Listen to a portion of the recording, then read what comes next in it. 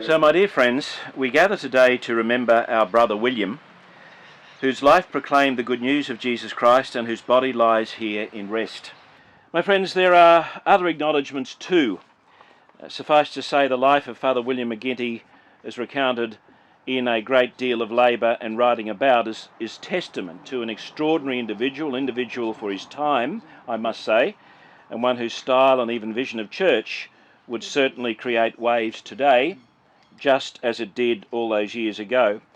And yet Father McGinty was a priest on mission. He was a builder, he was a fundraiser, he was a passionate debater, he was a fearless son of the Catholic Church who literally exhausted himself in the work that he loved and with his whole being.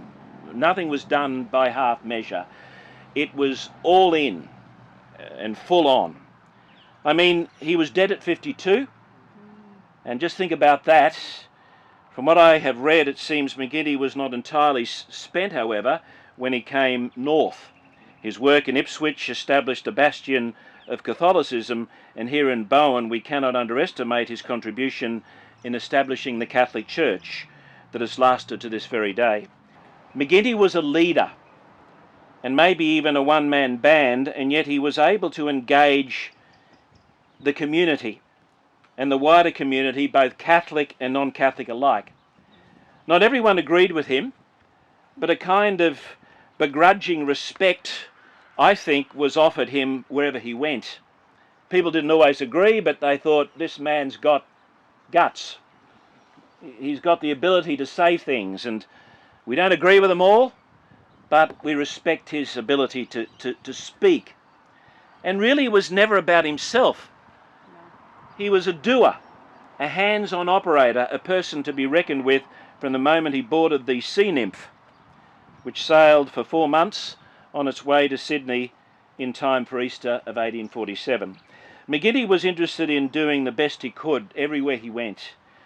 He had principles, some harsh in my view, like denying the funeral rites of certain individuals because he judged them not to be worthy. Again, he was a product of his time. His black and white approach would not work today in that sense. But on balance, I do think that McGinty hit the ground running literally and made his mark. History is kind to him, and it's fitting that we do what we do today by thanking God for the gift that he was. It's on the shoulders of people like Father McGinty that we stand today as we continue to pray for the repose of his soul, and as we ask Father McGinty to pray for us. And if I could say on behalf of us all, in gratitude, well done, good and faithful servant.